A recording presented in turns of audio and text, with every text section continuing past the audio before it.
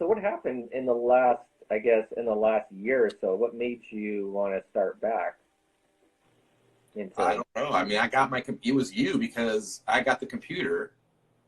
Because I need, like, I had my computer, I had bought it when we got the publishing deal in 2006, when me and Ryan got our publishing deal. We bought a Neve preamp, which I'm using still today, and we bought an iMac and a bunch of other stuff. Uh, I was using that iMac all the way up until like a year or two ago, maybe a year ago. Literally, I not, and it was like that old. So I was just like, you know what? It was to the point where you can't even, you can't even like run certain programs on an old computer anymore.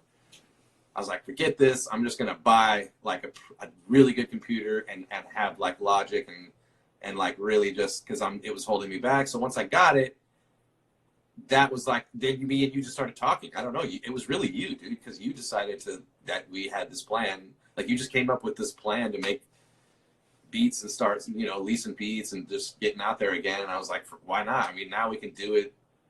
Well, I didn't even know much about, I'd been out of the game so long. I Me had too. to almost relearn what was happening, what people were doing because I knew, obviously the internet wasn't even just back in 2010 compared to now. The internet wasn't what it was. Social media's Oh yeah. a lot more. Yep. Uh, the whole, there's this whole online community of producers. Um, Right. I I wanted to get back into making tracks, and I remember you had talked about how Nova kind of told you about the whole leasing idea. Right. Right. Yeah. He at least he had like bought a like he needed me to do some mixing or engineering and he was like, oh yeah, at least this beat. I'm like, really? You could do that? Like people do that? He's like, oh yeah. And I was like, wow, yeah, it sounds like a good idea. And I think I don't know, I just told you about it. And then you like did a bunch of research and like kind of just took it from there, really. And But that inspired me to just start making tracks, really. I mean, yeah, I mean, I wasn't really working much, from during last year. I mean, I was only working part time last yeah, year. But yeah, yeah.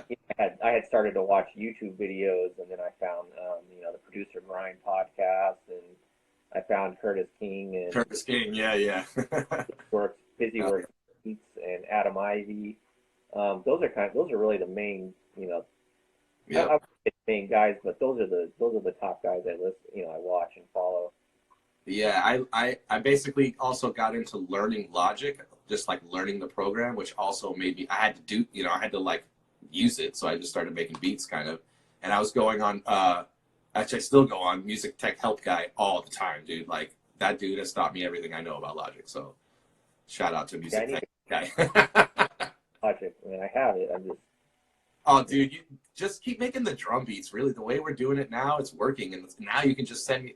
I just shared a session with Charlie, and it was so easy, dude. He just zipped up the file, emailed it to me. I opened it, it worked. Like so. I have those sessions that you sent me, so I was gonna kind Oh, of just, right, yeah, I was just gonna, use those, just kind of reverse engineer those, and dude. try to. Go on the Music Tech Help Guy tutorial and just start on video 1 and work your way through the first 10 videos. They're short. They're not very long, and you'll at least get like the very basics of like, oh, I know how to, just edit and do simple stuff.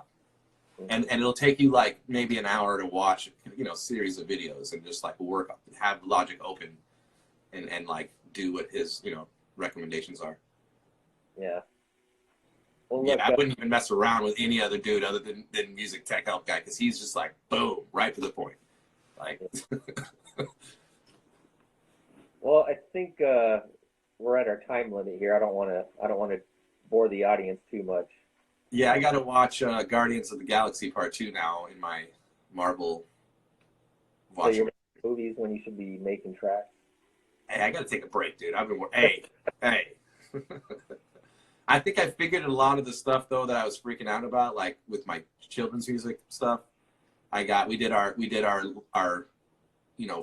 first two classes on Thursday, and it was stressful, man. Because I had like a nightmare the night before, which I don't even remember the last time I had a nightmare, but I was all worried that the camera wasn't going to work and like it was going to mess up. And so in the dream, something happened and I had to ask Andrea to like film me. And so she like picks up the phone, starts filming, and then like halfway in, she just like puts it down and walks away. Right. And it's like stuck on this weird angle. It's live. There's like 40 people watching. And I'm like, what are you doing? What's wrong with you? I'm like yelling into the phone, like everybody can hear it. It was Like, oh, we're on camera here. yeah, I'm like, we're live right now. What are we doing? It was so funny, dude. Oh man. So, but yeah, everything went smooth. Actually, it was actually a good experience. So I think I'm like set up to do that. I can focus on more creative endeavors, you know. So you gotta get, you know what I'm saying? Well, anything else you want to leave the audience with before we oh, I don't know. I don't know. Keep watching or keep watching. Stay safe, and check out the all the instrumental beats that we got on there on the Instagram page. There's a bunch of them. Yeah. What do we got? Like 20 something already? We're about 26 now. Or yeah. I need to start whipping up some more. I need. Well, no, I'm about to, go crazy with the output.